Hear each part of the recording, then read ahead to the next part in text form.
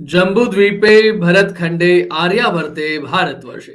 Jambu talks देखने वाले हमारे सभी दर्शकों का बहुत बहुत स्वागत, अभिनंदन। मैं हूं आपके साथ निधीश गोयल, करता हूं आप सभी का यथोचित अभिवादन। नाना प्रकार के जीव इस धरती पर है। मनुष्यों में भी सबके अपने अपने मन, अपने अपने विचार आचार हुआ करते हैं। भाग्यनगर, जिसे हम हैदराबाद के नाम से जानते हैं, रजाकार जब नाम आता है तो ओवैसी परिवार का नाम आता है। ये नाम बड़ा चर्चित रहा है 47 के समय से लेकर के, उससे पहले से भी और आज तक भी। अकबरुद्दीन ओवैसी की बात करें, असदुद्दीन ओवैसी की बात करें, आज जब चर्चा चल रही है ना कभी कभी हिजाब की, बुरके की, घूंघट की।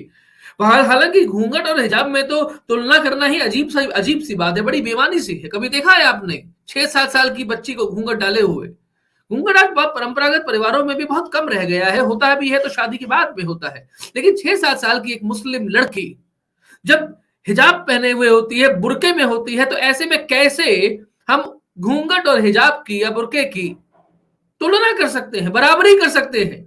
ये तो किसी तौर पे हो नहीं सकता। और ऐसे में जब ये कहा जाए श्रीमान ओवैसी, श्रीमान तो लगाना नहीं चाहिए, दीदी जी डांटेंगी मुझे अगर मैंने ये लगा दिया तो जब वो ये कह देंगे कि एक बुरके वाली, एक हिजाब वाली देश की प्रधानमंत्री बनेगी, तो आज का जो एक श्रृंखला हम आज से शुरू करने वाले हैं, एक्चुअली आज से नहीं बल्कि एक एपिसोड पहले भी हमारा हो चुका है, आज दूसरा कार्यक्रम है, इस्लाम के नाम पर कुरान की बेअदबी क्यों। इससे पहले वाला कार्यक्रम अगर आप देखेंगे तो मानेंगे कि प्रोफेसर कुसुमलता केडिया जी ने जब वहां पर कहा था कि जहां आरा को, नूरजहां को, बेनजीर भुट्टो को, ये तो वो लोग हैं जो कट्टर इस्लामिक परंपरा से आते हैं। ऐसे में उनकी क्या कभी चेहरा नहीं देखा, उनकी क्या वो शक्ल नहीं देखी? और वो कश्मीर वाली, जिनको हम बहुत अच्छे तरीके से जानते हैं, किस तरीके से वो किस परिवार से आती है, उनके पिताजी ने क्या किया था, और जब उनके पिताजी 90 के दशक से पूर्व में केंद्र की सरकार में थे, तब उन्होंने आतंकवादियों को छुड़ाने के लिए किस तरीके से उनका सहारा लिया था। नाम आप समझ रहे होंगे, महबूबा मुफ्ती। कैसे हिजाब में, बुरके में वो प्रधानमंत्री बनाएंगी? और बनाते बनाइए, लेकिन क्या वो अल्लाह ताला की, मोहम्मद साहब की, पैगंबर की, कुरान की बेअदबी नहीं होगी? और बेअदबी कर रहे हैं तो उसकी सजा क्या होनी चाहिए शरीयत के हिसाब से? आप खुद सोच लीजिएगा। खैर, आगे की बातें दीदी जी स्वयं करेंगी। हम ये श्रृंखला का आज का ये दूसरा एपिसोड है, इस्लाम के नाम पर कुरान की बेअदबी क्यों। आप सभी से अनुरोध रहेगा, ये जम्बू टॉक्स है, ये जम्बू थॉट्स है, इस विचार को पूरे अधिकार के साथ में ग्रहण कीजिए। चैनल को सब्सक्राइब करें, बगल वाली घंटी दबाकर बेल आइकन एक्टिवेट करें, ऑल पर क्लिक करें, जिससे हमारे सभी नोटिफिकेशंस आप तक समय से पहुंच सके। वीडियो को लाइक और शेयर जरूर कीजिएगा और इस धर्म कार्य में, राष्ट्र कार्य में हमारा सहयोग जरूर दीजिए। स्वागत करता हूं हमारे बीच पधारी हुई प्रोफेसर कुसुमलता केडिया जी। दीदी जी प्रणाम, कैसे हैं आप? अच्छी हूँ, अच्छी हूँ। जी दीदी, आज के विषय के लिए दर्शक आपका इंतजार कर रहे हैं, प्रतीक्षा कर रहे हैं आपकी। मुझे ध्यान आ रहा है कल या परसों मैंने टीवी पर एक पट्टी चलते हुए देखा कि ओवैसी कह रहे हैं कि जी एक बुरके वाली भारत की प्रधानमंत्री हो। भाई, तुम लोगों ने कुरान की बेअदबी करने की ठान ली है क्या? और ठान ली है तो कोई धनी थोड़ी नहीं है तुम लोग को सजा देने वाला। कम से कम ओवैसी टाइप के लोगों को पता है, हम हिंदुओं को पता हो या ना पता हो, कि इस्लाम को बताने वाली एक किताब है, केवल एक, एक और एक, कुरान। और ये कुरान है क्या? अल्लाह ताला ने जो कहा जाता है, जो क्लेम है, जो दावा है, कि अल्लाह ताला ने पैगंबर साहब को कुछ मैसेजेस दिए और वो मैसेजेस पैगंबर मोहम्मद के मृत्यु के बाद के जो शासक थे उन लोगों ने कलेक्शन करवाया, इकट्ठा करवाया। और पैगंबर साहब के बाद के जो 4 खलीफा थे उन लोगों ने नहीं। मक्का और मदीना में जब तक खलीफत रही कोई 60-70 साल, तब तक नहीं। जब ये मक्का से दमिश्क चला गया मामला, तो दमिश्क में या शायद बगदाद में, दमिश्क से जब बगदाद चला गया, शायद बगदाद, तो बाद वाले लोगों ने इकट्ठा कराया और इन बाद वाले खलीफाओं को, जिनको शिया कहते हैं, जो कि पैगंबर साहब के बेटी के बेटा अली, जिनको ये इमाम कहते हैं, जिनको की दावा है कि उनको वो अपना उत्तराधिकारी, अपने नवासे को नियुक्त करना चाहते, उनकी भयंकर मौत के बाद, उनके दर्दनाक कत्ल के बाद इस कुरान को इकट्ठा कराया गया। तो बहुत सारी आयतें दी गई कि ये भी आई थी, ये भी आई थी, ये भी आई थी, हजारों आयतें आई। उनमें से बताया जाता है कि मोर देन 90% आयतों को डिस्ट्रॉय किया, कि नहीं साहब ये तो इम्पोस्टर्स हैं, ये तो नहीं आई, केवल ये 10-12% आयतें ही ऑथेंटिक आयतें हैं। और उनका जो संग्रह था वो कुरान, वहां कोई 10-5 किताब तो है नहीं, एक किताब है। और किताब की ऑथेंटिसिटी क्या है? ये कोई सोशल कस्टम नहीं है, ये आदमियों के द्वारा इनेक्टेड कोई संविधान नहीं है, कोई कोडिफाइड लॉ नहीं है, ये कोई स्मृति भी नहीं, डायरेक्ट फ्रॉम अल्लाह टू पैगंबर रसूल, और उनसे कोडिफाइड इन और रिटन इन द फॉर्म, तो उसको कुरान कहते हैं। कुरान में साफ साफ कहा गया है कि जो ये औरत है, औरत तो शब्द ही नहीं है वहां, ये औरत तो उर्दू का बिगड़ा हुआ शब्द है। मूल अरबी शब्द जो है वो तो अवरात है। और जब कुरान की बात करेंगे तो उसमें घाल मेल, कहीं थोड़ा फारसी घुसा दो, कहीं थोड़ा उर्दू घुसा दो, कहीं कुछ और घुसा दो, ये तो नहीं चलेगा। कुरान तो अरबी में है। और जिसको ये फारसी कहते हैं, ये पारस वाले तो सनातन धर्म वाले थे, इनको तो मार के कूट के छल से पता नहीं किन किन तरीकों से ये वेरी ग्रेजुअली कन्वर्ट हुए थे। कन्वर्ट होने के बाद इन लोगों ने अपने मन के हिसाब से शरिया बनाया, बहुत सारी चीजें। तो कुरान को अगर समझना है तो मूल अरबी शब्द को उठाना। तो मूल अरबी शब्द है औरात, और औरात का अर्थ ही मैंने बताया है पिछले एपिसोड में, पुदेंदा। इसको एक मिनट पूरा देख के बता दे भाई, सब बड़ा बीहड़ मामला है। इसका जो डिक्शनरी मीनिंग है, ये डिक्शनरी मीनिंग है, डिक्शनरी मीनिंग है जेनिटालिया वल्वा वैजिना, या हिंदी में जो, तो ये जो औरात है इसी को तो हिजाब और बुर्का पहनाने की बात हो। और बुर्का शब्द फिर पारसी का शब्द, बुर्का शब्द कुरान में तो है। बहुत हल्ला कर, तो उन्होंने ये कहा कि ये जो औरत है इस पर अल्लाह ताला की लानत है, इसको मर्द के नीचे रहना पड़े। अब इसमें अल गजाली का जन्म है 1058 में और इनकी मृत्यु है 1111 में।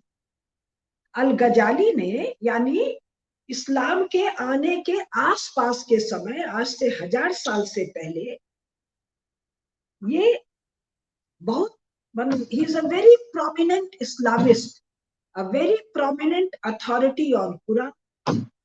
अब ये इनकी किताब है नसीहत अल मुलुक, उसमें वो लिखते हैं अल गजाली, अल्लाह प्रशंसनीय है, उसने औरत को 18 तरह की सजा दी। एडम को एक भी नहीं दी, एडम कह रहे हैं आदम को, मर्द को सजा नहीं दी है, सजा औरत को दी है। सजा औरत को क्यों दी है वो हम आगे बताएंगे, लेकिन सजा पर ध्यान दी। इसमें 14वीं सजा है कि वो शासक तथा न्यायाधीश के पदों के लिए अपात्र है। ये अल्लाह ताला की सजा है, वो शासन नहीं कर सकती है। औरात को सजा है। अल गजाली अपनी किताब नसीहत अल मुल्क में लिख रहे हैं। अभी ओवैसी अल गजाली इसके ऊपर तो है, और अभी तो हम आयतें बताएंगे, नंबर वंबर उसका सब कुछ बताएंगे। तो ये कहते हैं जो 18 सजा दी है वो सजा क्या है? पहली सजा है मासिक धर्म, दूसरी सजा है प्रजनन, तीसरी सजा है माता पिता से बिछड़ना और एक अजनबी से निकाह, हम लोग तो माथा ठोक लेंगे। गर्भधारण, अब ये भी सजा है। क्यों सजा है बताएंगे तो आप समझ जाएंगे। अपने ऊपर अधिकार का अभाव और दूसरे की मातहत में रहना, पांचवी सजा है। दूसरे के मातहत में रहना पड़ेगा। और यहाँ कह रहे हैं जी प्रधानमंत्री बनेगी, प्रधानमंत्री बनेगी वो दूसरों को मातहत में रखेगी। कुरान की बेअदबी, अल्लाह ताला की बेअदबी, ये ओवैसी। तो क्या ये बात सच है कि ये ओवैसी नरेंद्र मोदी जी का बी टीम है और अपने निजी लाभ हानि के लिए, निजी फायदे के लिए ये कुरान के इंस्ट्रक्शन को ऐसी तैसी कर सकता है? कोई इसको सजा देने वाला नहीं। सलमान खान जो गणेश जी की पूजा करता है उसको कोई सजा देने वाला नहीं। उसका बाप कौन है? सलीम कहानीकार, उसको कोई सजा देने वाला नहीं। वो एक हिंदू स्त्री से विवाह किया और हिंदू स्त्री से ये बेटा हुआ है सलमान, जिना का संतान, और ऊपर से घर में गणेश जी की पूजा करना। ये सलमान, ये शाहरुख, ये आमिर, ये सब के सब हिंदू देवी देवताओं के भजन गाते हैं और उनके सामने नाचते गाते हैं। तो ये क्या कह रहे हैं कि गर्भधारण चौथा, पांचवा अपने ऊपर अधिकार का अभाव अर्थात दूसरों की मातहत में रहना। औरत को कहा गया कि उसका अपने सेल्फ पर ही कोई अधिकार नहीं है, उसको दूसरे के अधीन रहना है। और प्रधानमंत्री बन के ये भारत का छोड़ो भाई, ये म्यूनिसिपैलिटी में शासन नहीं कर सकती है। म्यूनिसिपैलिटी भी छोड़ो, अपने घर में शासन नहीं कर सकती है। घर भी छोड़ो, अपने देह पर इसका अधिकार नहीं है। मर्द जब चाहे तब खेती कर सकता है, इससे अधिक नहीं खोल रहा है। समागम कर सकता है, उसकी इच्छा है या नहीं है हम सब पढ़ के सुना रहे हैं। फिर ये कह रहा है छठवां जो उस पर उसको जो कर्ज है, जो सजा है, वो है दाएं भाग में उसका हिस्सा कम। उसे आसानी से तलाक दिया जा सकता है किंतु वो मर्द को तलाक नहीं दे सकती है। मर्द 4 बीवी रख सकता है लेकिन इस औरत को सजा है कि वो एक ही खत्म कर सकती है। और 9वां, उसे घर के भीतर पर्दे में रहना है। और आप खोल रहे हो जी वो तो मर्दों के बीच में रहेगी, प्रधानमंत्री बनेगी। तुम लोग तो उसको शाहीन बाग में घर में पर्दे के अंदर रहने वाली औरत को शाहीन बाग में खुलेआम सड़क पर मर्दों के लिए बैठा दिए। और केवल एक शाहीन बाग थोड़ी है, दुनिया भर का शाहीन बाग खड़ा किया। ये तो कम्युनिस्ट स्ट्रेटेजी है, स्टेट फोर्स से, स्टेट पुलिस से पंगा लेने के लिए औरत को आगे कर देना। तो भाई तुम लोग कुरान मानते हो कि कार्ल मार्क्स को मानते हो? ये बात दूसरा है कि कम्युनिज्म में, सोशलिज्म में भी औरत 2 दर्जे की है। केवल और केवल सनातन धर्म में स्त्री और पुरुष ब्रह्म के मैनिफेस्टेशन है। केवल और केवल सनातन धर्म में जो दैवी सत्ता है वो जैसे पुरुष रूप में है वैसे ही स्त्री रूप में है, किंतु और कहीं भी इस्लाम में या ईसाइयत में दैवी सत्ता देवी रूप में नहीं, केवल मेल फॉर्म में। तो फिर ये कह रहा है 9वां है उसे घर के भीतर पर्दे में रहना पड़ेगा और घर के भीतर भी उसे सिर ढककर रहना पड़ेगा। अब ये ध्यान रखिएगा, बहुत क्रूशियल है। हिंदू स्त्रियों में भी सर ढकने का रिवाज हो गया और हिंदू स्त्रियों में भी घूंघट निकालने का रिवाज हो गया। कब? 200-500 साल में, और खत्म भी हो गया। आप अगर भारतीय शिल्पकला को देखें जिसमें लाखों लाखों मूर्तियां, स्त्री रूप की मूर्तियां आज भी सजीव रूप में उपस्थित हैं, उनमें किसी स्त्री का सर ढका हुआ नहीं। अजंता एलोरा और इसी की तरह की पेंटिंग्स बहुत अन्य जगहों पर है। कहीं भी स्त्री का सर ढका हुआ नहीं। केश सज्जा सनातन धर्म में एक विराट आयोजन है, और केवल ये पूरे केश सज्जा में और चेहरे पर कम से कम आभूषण के 10-20 प्रकार के। हमारे नृत्य रूपों में आप देखिए, ये हिस्से में कितने अधिक श्रृंगार हैं, कितने विविध प्रकार के, कि केश के को बांधने के वेणी और जूड़ा और पता नहीं क्या क्या क्या क्या सब है। और जो औगुंठन है, ये घूंघट शब्द तो बाद में निकला उससे, ये औगुंठन सौंदर्य को द्विगुणित करना और प्रिय और प्रिया के बीच का मामला है, और कहीं का ये मामला ही नहीं। हमारी सभी देवी रूप, पार्वती जी को देखिए, लक्ष्मी जी को देखिए, जहां भी बना हुआ है विशाल केश राशि के साथ, सिर ढकने का सवाल ही नहीं, क्योंकि सिर ढकना मातहत की निशानी। आप लोग देखते होंगे बेटियां सर नहीं ढकती थी, बहुएं सर ढकती थी। अब तो बहुएं भी नहीं ढकती है, बिल्कुल नहीं ढकने की जरूरत। तो जिस औरत को, स्त्री को नहीं, ध्यान दीजिएगा, औरत मतलब औरत को घर के भीतर पर्दे में रहना है, घर के भीतर भी सिर ढक के रखना है।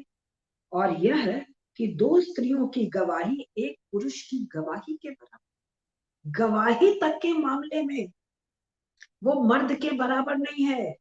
एक औरत बोलेगी तो बात नहीं माना जाएगा, एक मर्द बोलेगा तो माना जाएगा। 2 औरत एक मर्द के बराबर है, और हदूद गुनाह में तो औरत की गवाही का कोई मतलब ही नहीं है। इस औरत को तुम कह रहे हो कुरान की ऐसी तैसी, पैगंबर साहब की हम नहीं सुनते, इस्लाम की हम नहीं सुनते, और खुद को इस्लामिस्ट बताकर मुसलमान, तुम तो अपने को मोमिन तक कहने लायक नहीं रह गए हो। तुम तो अपने को मोहम्मद के फॉलोअर, मोहम्मदन, जैसे क्राइस्ट का फॉलोअर क्रिश्चियन, मोहम्मद का फॉलोअर मोहम्मदी, मोहम्मदिया, ये शब्द चलते थे। अब तुम लोगों ने उन शब्दों को भी छोड़ दिया और 2 नए शब्द उठा लिए, मुस्लिम और मुसलमान, जिसका कोई भी जिक्र कुरान में नहीं है। कुरान में जो शब्द है वो मोमिन है, और तुम्हारे लिए जो शब्द है ओवैसी, वो शब्द है क्या शब्द है मोमिन, मुनाफिक, मुनाफिक शब्द है, मुनाफिक को भी हम बताते हैं। तो तुम मुनाफिक लोग मनमानी कर रहे हो, तुम पर अल्लाह का कहर टूटेगा, ये पैगंबर साहब का कहना है। आगे, 2 स्त्रियों की गवाही एक पुरुष की गवाही के बराबर है, और यह कि कोई निकट का संबंधी साथ न हो तो वो घर के बाहर न जा सकती है, ये अल्लाह ताला का हुक्म है। और तुम को एजुकेशन में कुरान के अनुसार काफिर लड़कों के साथ, अजनबी लड़कों के साथ घर की औरतों को पढ़ने भेज रहे हो, और क्लेम कर रहे हो कि हमको संविधान में ये अधिकार हासिल है।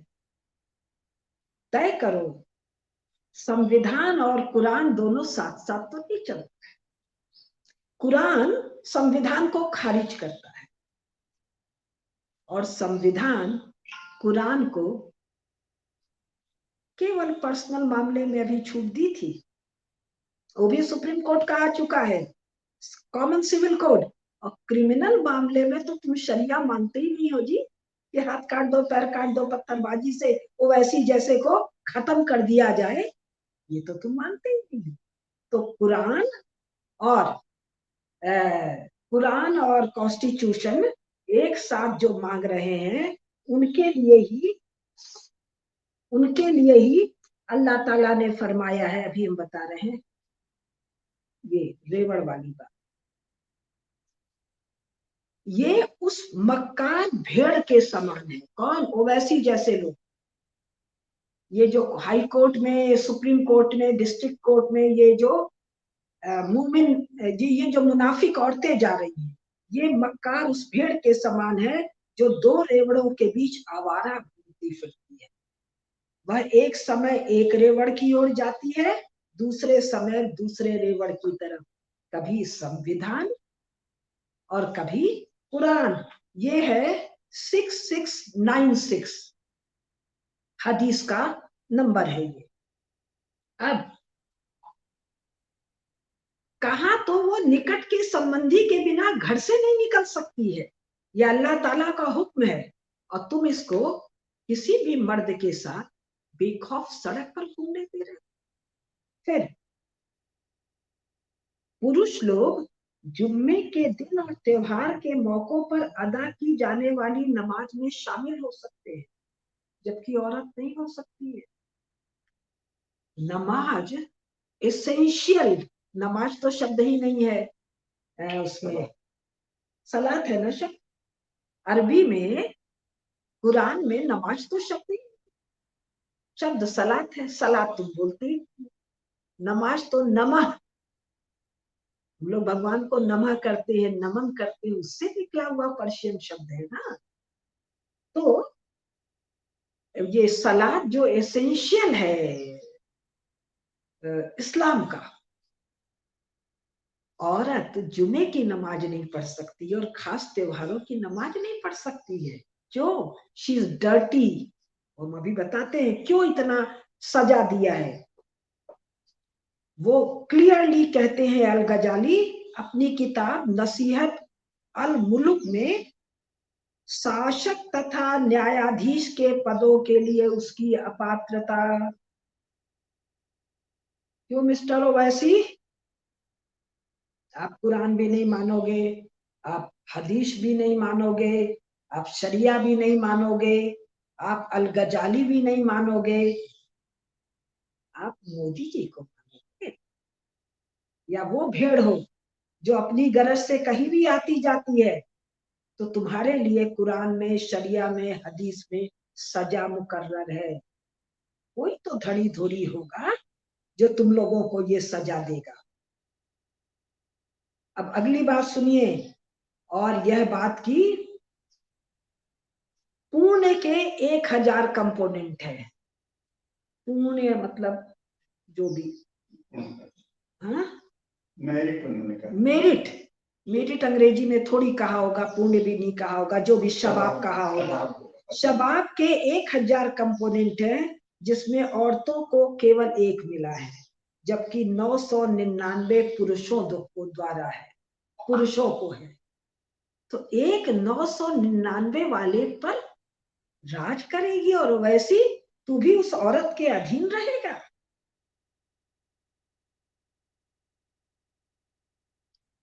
यह बात कि स्त्री यदि लंपट हो तो कयामत के दिन उसको सजा मिलेगी। यह बात कि शौहर मर जाते हैं तो दोबारा शादी करने के लिए उसको इंतजार करना पड़ता है, ये भी सजा है। अगर औरत मर जाएगी तो मर्द तुरंत शादी कर सकता है। और यह बात कि तलाक अगर दे देता है, तलाक मर गया तो भी रुकना पड़ेगा, तलाक दे देगा तो भी रुकना पड़ेगा। और एक अलग है हलाला, कि तलाक देकर अगर उसी मर्द से दोबारा शादी करनी है तो एक पराये मर्द से ब्याह करके उससे अपने औलाद को भुक्त कराकर मेहर की रस्म लेके आना। ओवैसी साहब, आपको तो मालूम होना चाहिए कि अल्लाह ताला ने ये सजा क्यों दी थी औरत को। ये मूल कथा तो बाइबल में है, मूल कथा बाइबल में है, जो मैं कई बार सुना चुकी हूँ। वो कहते हैं गॉड ने, यहाँ पर अल्लाह ने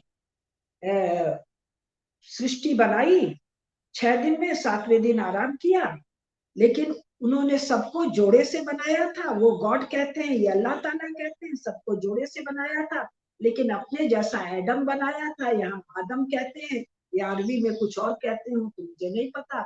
आदम और हवा वहां एडम और ईव कहते हैं। और वहां एक शैतान है जो गॉड का या अल्लाह का प्रतिद्वंदी है। तो ये शैतान इस हवा को या ईव को या औरात को ललचा के फुसला के अपने जाल बट्टे में ले लेता है। जाल बट्टे में लेके इसको पुरुष के साथ शारीरिक संपर्क सहवास के लिए प्रेरित करता है। दोनों के कारण अल्लाह ताला या गॉड नाराज होते हैं और दोनों को सजा देते हैं, लेकिन औरत की मक्कारी ज्यादा स्त्री की नहीं। ध्यान दीजिए, औरत, वुमन, ईव की ज्यादा है, इसलिए उसको ये 18 पनिशमेंट। अभी और कुछ चीजें हम बताते हैं, कुछ एक और है।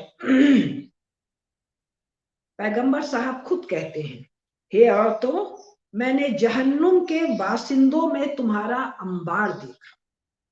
जो जहन्नुम है वहां औरतें ही ज्यादा हैं, मर्द इनकी तुलना में कम है। हाँ। फिर पैगंबर साहब खुद कहते हैं, तुम लोग बहुत ज्यादा दुर्वचन बोलती हो, अपने पतियों के प्रति एहसान फरामोश हो।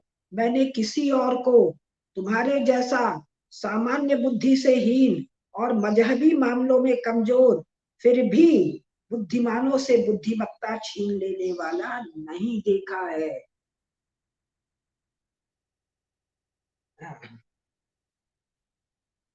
मजहब में उनकी कमजोरी क्यों है, इसको मोहम्मद साहब बताते हैं। तुम्हारी कुछ रातें और कुछ दिन ऐसे होते हैं जब तुम नमाज नहीं अदा करती, वो मासिक धर्म वाला मामला है, और रमजान के महीने में तुम रोजे नहीं रख पाती। हाँ, तो तुम मर्दों से कम, मजहब तक में कम, और जहन्नुम तुम ज्यादा जा। अभी और बहुत सी चीजें हैं जो हम लोग साहब ओवैसी साहब माना कि आप कोई सन्यासी तो छोड़ो, बने you are not some highly moral person, आपकी सांसारिक इच्छाएं हैं, लिप्साएं हैं, लोभ है, लालच है, एम्बिशंस है, परफेक्टली फाइन, लेकिन वो आपको मजहब से खिलवाड़ करने का हुक्म नहीं देता है, कुरान की बेअदबी करने का परमिशन नहीं देता है। कभी सुप्रीम कोर्ट में जाके पूछा क्या कि क्या मैं कुरान के साथ बेअदबी कर सकता हूं, क्या मैं इस्लाम के साथ बेअदबी कर सकता हूं, क्या मैं पैगंबर साहब के कहे हुए वचन को डिसोबे कर सकता हूं। धर्म के तो उच्छेदन का तुम लोग डंडा लेके चलते हो कि साहब हमको किसका हक है, क्या कहते हैं, नहीं नहीं, जो उनका है, नहीं भाई, जो वो कहते हैं हम ये कर रहे हैं, जिहाद, हम काफिरों को मारेंगे, हम काफिर औरतों के साथ बलात्कार करेंगे। ये भी तो बोलने का तुमको दम नहीं है कि काफिरों तुमको हम मारेंगे, हम अपनी हुकूमत में तुमसे जजिया लेंगे, हम तुम्हारी औरतें के साथ एनी नंबर ऑफ स्त्रियों के साथ हम रेप करेंगे। वैसे मुझे ध्यान है, मैं मध्य प्रदेश में हूँ, मध्य प्रदेश में एक जुलूस निकला था 2019 में कि साहब ये तो हमारा मजहबी हक है। तो कई लोग कह देंगे जी ये तो यूं ही भटके हुए लोग हैं। गांधी जी, वो जो दंगा हुआ था, कोहाट वाला दंगा, कोहाट वाले दंगे में शौकत अली और गांधी जी गए थे, तो वहां जो रिपोर्ट बनाई दोनों ने, तो शौकत अली ने कहा एक ही रिपोर्ट रिलीज होगी, शौकत अली वाली। गांधी जी ने कहा नहीं, या तो दोनों मिलकर एक रिपोर्ट बनाएंगे, और दो रिपोर्ट है तो दोनों रिलीज होगी। और उसमें उन्होंने कहा हिंदू स्त्रियों से बलात्कार, हिंदुओं की संपत्ति को नष्ट करना, और हिंदुओं की बहन बेटियों माओ को उठा ले जाना, जबरदस्ती उनको मुसलमान बनाकर उनके साथ निकाह करना, ये उसको अपना मजहबी हक बता, ये तो बता लेते हो।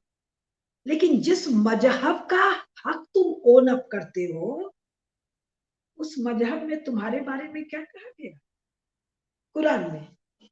कुरान के ये इंजंक्शंस हैं, इनको फॉलो करना ही पड़ेगा। डूज एंड डोंट्स बहुत क्लियर नहीं है।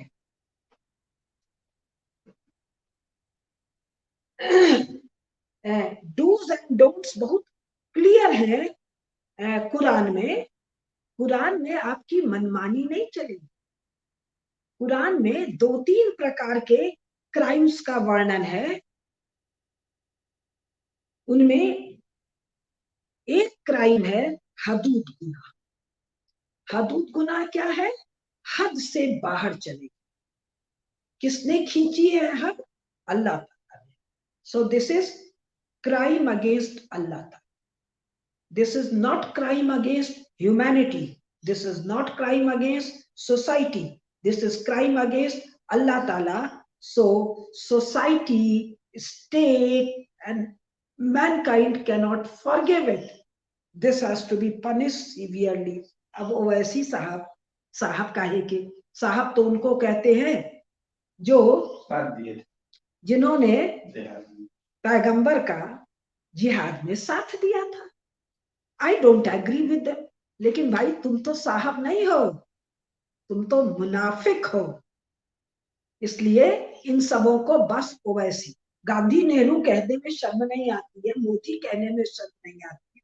ओवैसी साहब जो पैगंबर साहब की खुलेआम बेअदबी कर रहा है, उसको उसका साथी बताना क्यों? मीडिया वालों को शब्दों का पता ही नहीं, परवाह ही नहीं है। उनको जो हायर करता है उसको भी परवाह नहीं, इनको मोटी तनख्वाह मिल रही, कुछ भी ब्ला ब्ला ब्ला ब्ला मूर्खों की तरह बोले जा रहे। तो ओवैसी आपको तो पता होना चाहिए कि 5 हदूद गुनाह क्या है।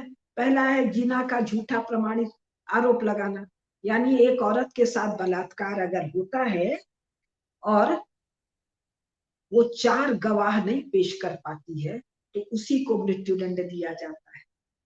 पाकिस्तान में और दुनिया भर की इस्लामिक देशों में हजारों स्त्रियों को दंड दिया गया है। भाई रेप तो कहीं पूरे यात्रा में होता है, वहां 4 आदमी थोड़ी खड़े हो, 4 आदमी खड़े हो या 8 औरतें खड़े हो के तो बलात्कार नहीं देखती है।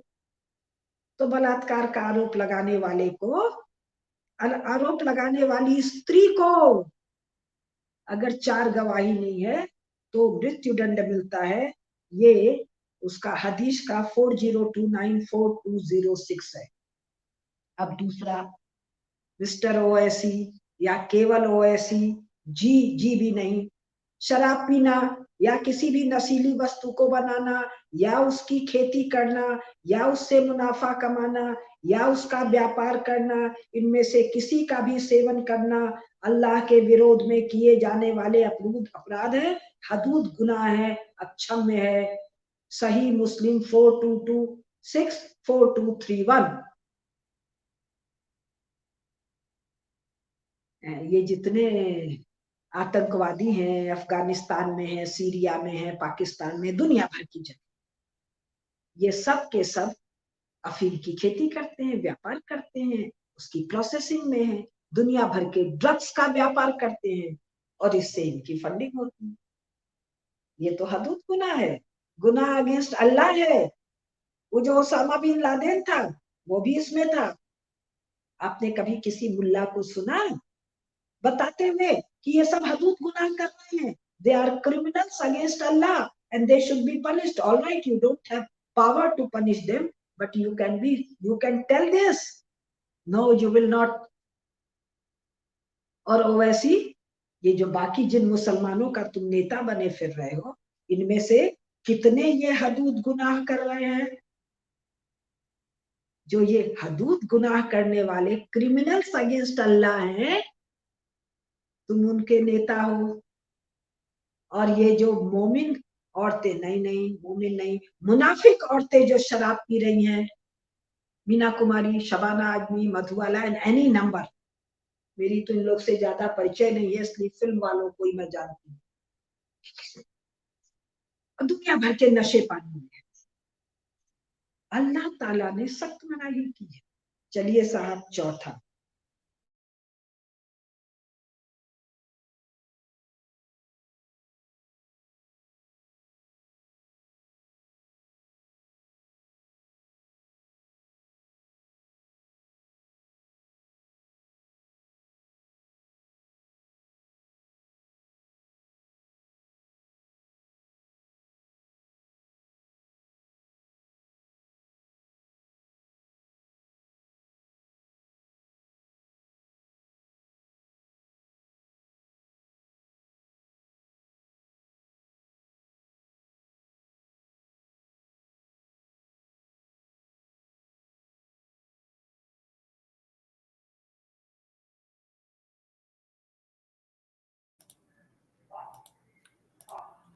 दीदी क्या आप मेरी आवाज सुन पा रही हैं?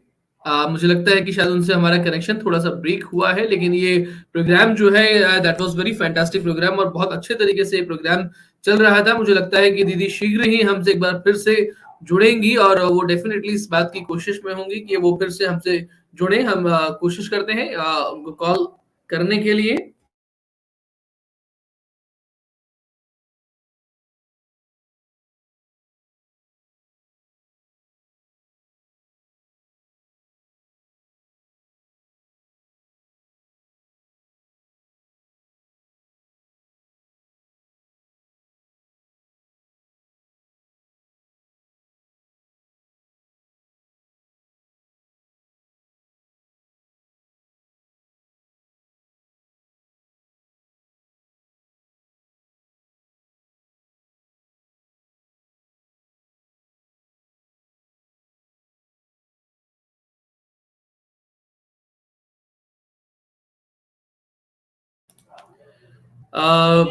हम कोशिश कर रहे हैं एक बार फिर से उनसे कनेक्ट करने की और जैसे ही कनेक्शन शुरुआत होती है और आप इस व्याख्यान को एक बार फिर से सुन पाएंगे पूरे तरीके से जिस तरीके से ये व्याख्यान चल रहा है।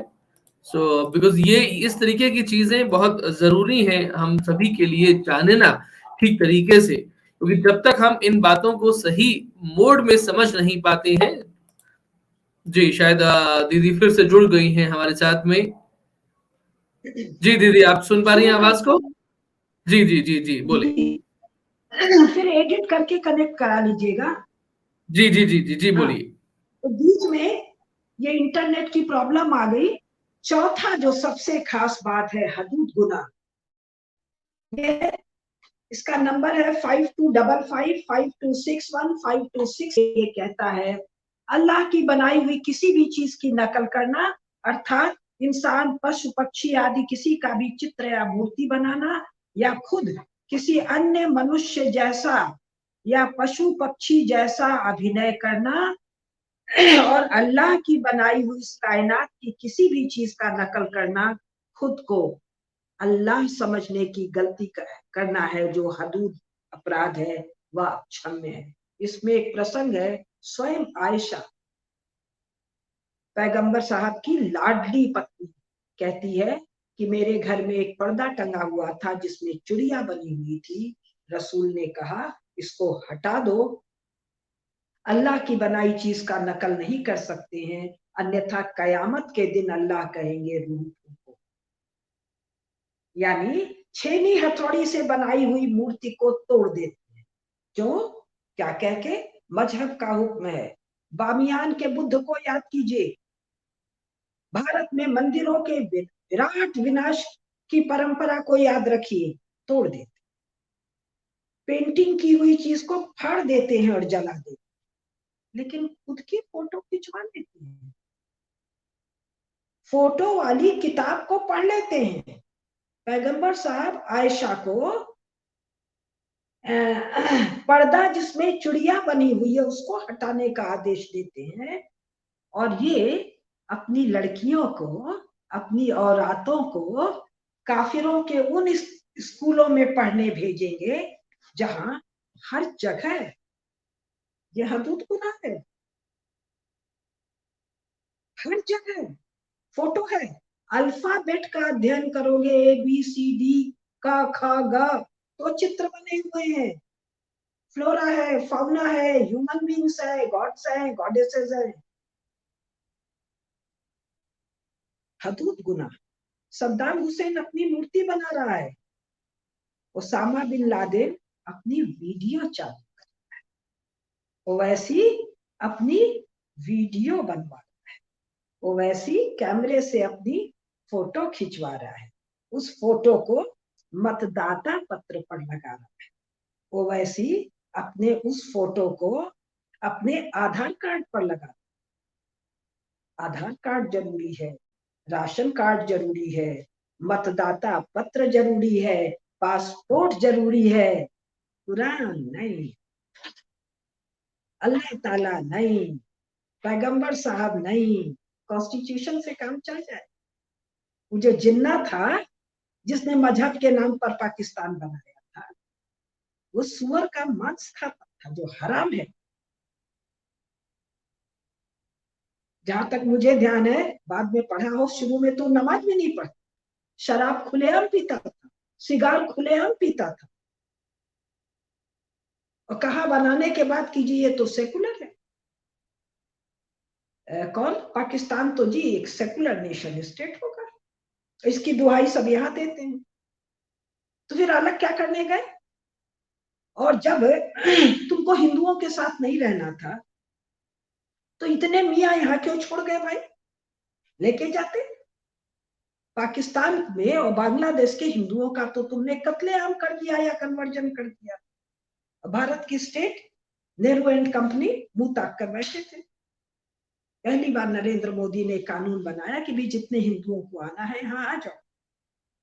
तो ये ओवैसी, ये सारे मुल्ला, ये सारे मौलाना, ये सारी औरतें और औरतें टीवी पर खुले मुंह बैठी हैं, अपनी फोटो खिंचवा रही है, अपनी पेंटिंग बनवा रही है, इनको आधार कार्ड चाहिए, ये अपनी भौएं नुचवा रही।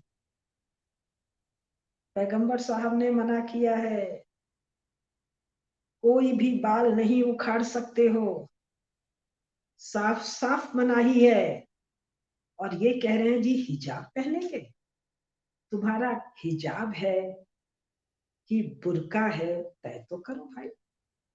मुंह ढकोगे, बाल ढकोगे, सर पे कपड़ा डालोगे कि देह ढकोगे?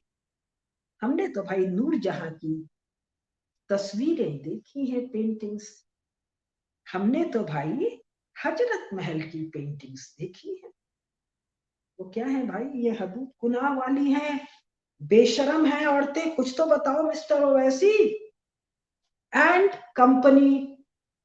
और तुम्हारी वो ये महबूबा, और तुम्हारी ये बेनजीर, मैं तो दो ही नाम बता पा रही हूँ, ऐसे हजारों नाम। और ईरान की मैं तो बेटियां कहूंगी, बहनें कहूंगी, माताएं कहूंगी, जिनके मुंह खुले हैं, तुम औरत कह लो भाई। और सऊदी अरेबिया की, और जॉर्डन की, और ईरान की, और इराक की, और अफगानिस्तान की ये यूसुफ मलाना, इसका भी मुंह खुला। तुम्हारी मतवाला का भी मुंह खुला था, मीना कुमारी का भी खुला था, शबाना आजमी का भी खुला था, उसकी माँ का भी खुला था, नरगिस का भी खुला। और हमने तो कहीं नहीं पढ़ा कि पैगंबर साहब के समय अरब की स्त्रियां सर से पांव तक मुंह ढकती थी। टेररिस्ट अटैक के लिए कवर देने की प्रॉक्सी तो बढ़िया है, तुम्हारी कम्युनिस्ट रणनीति भी तो बढ़िया है, लेकिन कुरान की बेअदबी क्यों? ये नहीं है कि मैं कोई मुसलमान होने जा रही ना, ये नहीं है कि मेरा कुरान से एग्रीमेंट है ना, ये नहीं है कि मेरा संविधान से भी एग्रीमेंट है ना, लेकिन बेअदबी तो नहीं कर सकते। और तब तो कतई नहीं जब हम उसकी कसम खा रहे, तब तो कतई आप नहीं कर सकते हैं उसकी बेअदबी। और बेअदबी करते हैं। संविधान की बेअदबी का इंडियन पीनल कोड में पनिशमेंट है, तिरंगे का। जबकि हमारा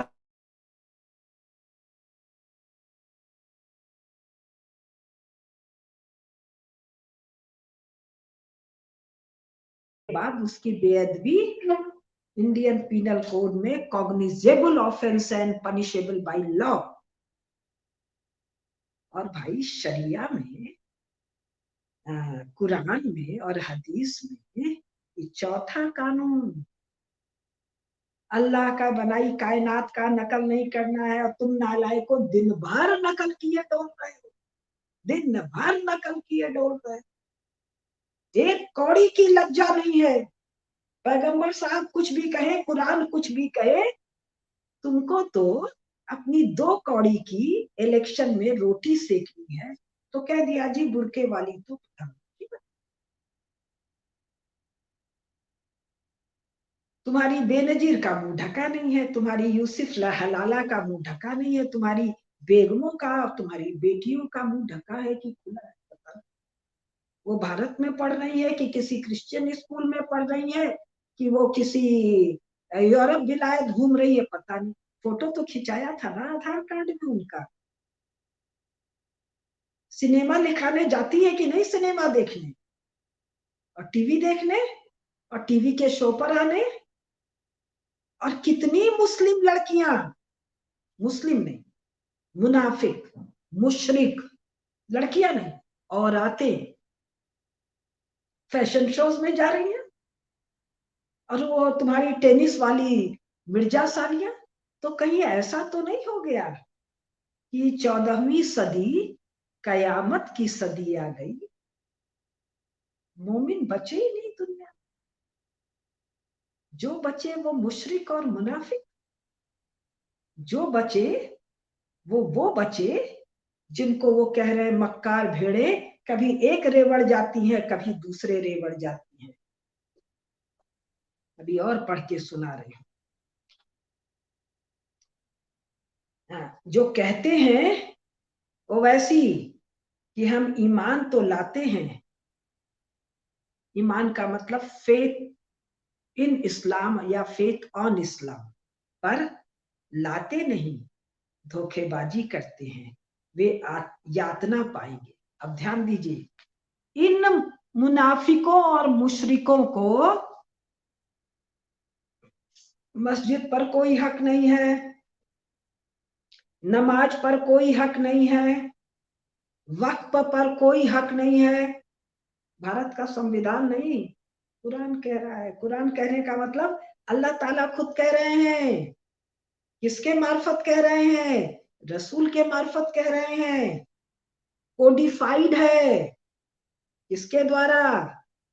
अरबी खलीफाओं के द्वारा।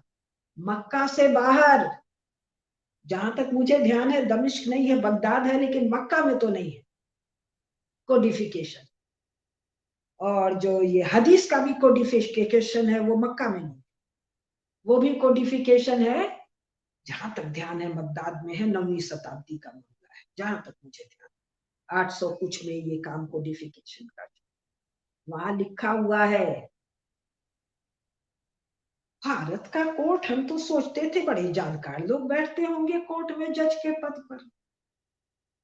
ये ईस्ट इंडिया कंपनी वाले बेहुदे बेवकूफ लोग हिंदू लॉ के लिए भारत के पंडितों को कंसल्ट करते थे, मुसलमानों के लॉ के लिए मौलानाओं को कंसल्ट करते थे। इन सबों को यही नहीं पता है भारत के कोर्ट में पता नहीं कौन कौन लोग नियुक्त हो रहे हैं कि कोई भी मुनाफिक और मुशरिक, ये एमएफ हुसैन ये मुशरिक है। 5 मिनट टाइम मैं और लूंगी। ये मुनाफिक और मुशरिक को लोकस स्टैंडाई ही नहीं है इस्लाम से रिलेटेड मामलों में पिटीशन दायर करने का। नमस्कार जी दीदी, आपने जो बात कही है कि इन्हें कोई अधिकार नहीं है, एक्चुअली इनको ये लगता है कि इनके पास में सारे अधिकार हैं। मंदिरों की सत्ता ये कुरान, ये संविधान के हिसाब से चाहते हैं, लेकिन यहां पर जब बात आएगी बुर्के की और हिजाब की तो वहां शरीयत की बात आएगी। समस्या ये है कि किसको अधिकार क्या है ये बताना पड़ेगा, और तब बता पाएंगे जब हमारे हाथ में वो शक्ति आएगी जो शक्ति हमारी महाभारत वाली श्रृंखला में चल रही है और लोगों को बताई जा रही है कि सम्राट कैसा होता है, अधिकार कैसा होता है, शासन कैसा होता है। खैर, ये श्रृंखला अपने आप में बहुत विशेष है। इस्लाम के नाम पर कुरान की बेअदबी क्यों? जैसे जैसे ये बढ़ती चली जाएगी आपके सामने सच्चाई की परतें जो है वो लगातार खुलती चली जाएंगी। तो चलिए इन परतों को जरा और खुलने देते हैं। अभी तो बहुत चीजें आनी बाकी हैं। शुरुआत हिजाब का हिसाब से हुई है, बुर्के से हुई है, लेकिन इस्लाम की, या फिर मैं कहूं कि मुनाफिक जो शब्द दीदी जी उपयोग करती हैं, अगर आपने बनावटी मुसलमान ये पुस्तक अब तक नहीं पढ़ी है, मंगाइए, इसे ऑनलाइन अवेलेबल है और इसे पढ़िएगा जरूर। बहुत सारी चीजें जी, ये पुस्तक जो दीदी के हाथ में है अभी, प्रोफेसर रामेश्वर मिश्र पंकज जी और प्रोफेसर कुसुमलता केडिया जी की लिखी हुई बनावटी मुसलमान, एक अराजक चुनौती, सच्चे मोमिनों का हक छीनते बनावटी मुसलमान। It's a fantastic book. अगर आप पढ़ लेंगे तो शायद किसी और पुस्तक को आपको पढ़ने की जो इस्लाम से, मुनाफिकों से संबंधित होगी, आवश्यकता नहीं पड़ेगी। खैर, आज के इस कार्यक्रम में अभी तक के लिए इतना ही। सभी दर्शकों का बहुत धन्यवाद देता हूँ जुड़ने के लिए, और दीदी जी इतनी महत्वपूर्ण जानकारियां आप लगातार हम तक पहुंचा रही हैं। ये हमारे चैनल का भाग्य है कि आप हमसे जुड़ी हुई हैं लगातार। बहुत सुंदर, बहुत धन्यवाद, प्रणाम करता हूं। नमस्ते।